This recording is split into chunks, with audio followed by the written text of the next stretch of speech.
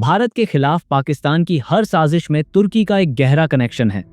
आपको जानकर हैरानी होगी कि तुर्की पाकिस्तान को न सिर्फ हथियारों से बल्कि ड्रोन टेक्नोलॉजी से भी मजबूत कर रहा है। और इस पूरे खेल में सबसे बड़ा फंडिंग सोर्स कौन है? आप। जी हां, आपके 3000 करोड़ रुपए।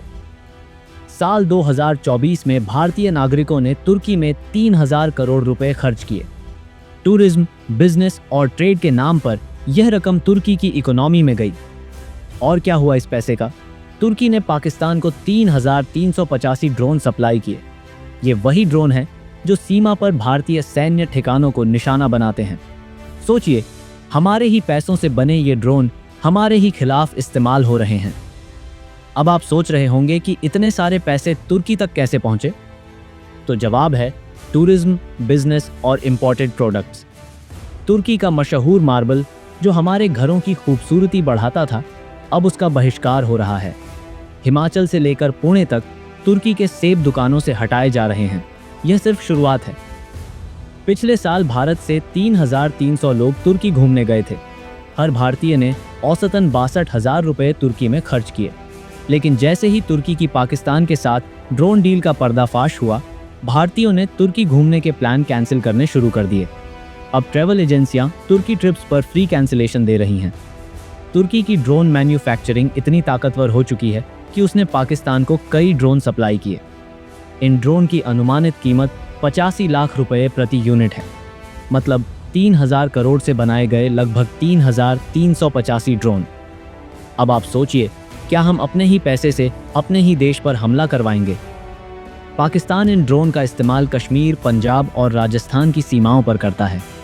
ये ड्रोन भारत के आर्मी बेस और सिविलियन इलाकों को निशाना बनाते हैं। तो क्या हमें अपने ही पैसों से अपने दुश्मन को ताकतवर बनाना चाहिए? लेकिन अब पूरे भारत में एक नई लहर उठ चुकी है, बॉयकॉट तुर्की मूवमेंट। दिल्ली से लेकर मुंबई तक लोग तुर्की के प्रोडक्ट्स का बहिष्कार कर रहे हैं। तुर्की का मशहूर मार्बल जो पहले घरों की शान बढ़ाता था, अब दुकानों से गायब हो रहा है। हिमाचल से लेकर पुणे तक तुर्की के सेब की बिक्री अब बंद हो रही है। सेब इंपोर्ट करने वाले बड़े व्यापारी अब तुर्की के प्रोडक्ट्स को पूरी तरह से हटाने का प्रण ले चुके हैं। लोग सड़कों पर उतरकर तुर्की के खिलाफ विरोध जता रहे हैं। बॉयकॉट तुर्की अब एक राष्ट्रव्यापी अभियान बन चुका है। देश के बड़े व्यापारिक संगठन जैसे कि confederation of all India traders CAIT ने तुर्की से इंपोर्ट होने वाले हर प्रोडक्ट की लिस्ट तैयार की है। दिल्ली में एक बड़ी रैली का आयोजन हुआ, जहां यह तय हुआ कि अब तुर्की से कोई सामान नहीं मंगवाया जाएगा। यह सिर्फ एक व्यापारिक फैसला नहीं, बल्कि एक राष्ट्रभक्ति का प्रतीक है। हमारे भारतीय व्यापारी जानते हैं कि आर्थिक सर्जिकल स्ट्राइक का असली मतलब क्या होता है। अगर हम तुर्की को आर्थिक चोट पहुंचाते हैं, तो पाकिस्तान की सप्लाई भी बंद हो जाएगी। लेकिन एक बड़ा सवाल अब भी बाकी है, क्या बॉलीवुड का लिबरल गैंग तुर्की का बहिष्कार करेगा? कई बड़े बॉलीवुड स्टार्स ने तुर्की में शूटिंग की, करोड़ों रुपए खर्च किए। क्या अब वे भारत के खिलाफ तुर्की की इस हरकत पर कोई स्टैंड लेंगे? सोचिए, जिन सितारों को आप अपना हीरो मानते हैं, उन्होंने उसी तुर्की में जाकर करोड़ों खर्च किए जो हमारे ही खिलाफ पाकिस्तान को हथियार दे रहा है। क्या अब वे भी इस मूवमेंट का हिस्सा बनेंगे? जैसे 105 साल पहले महात्मा गांधी ने असहयोग आंदोलन चलाया था, वैसे ही अब बॉयकॉट तुर्की एक नया असहयोग आंदोलन बन गया है। देश भर में लोग तुर्की के प्रोडक्ट्स, टूरिज्म और व्यापार का बहिष्कार कर रहे हैं।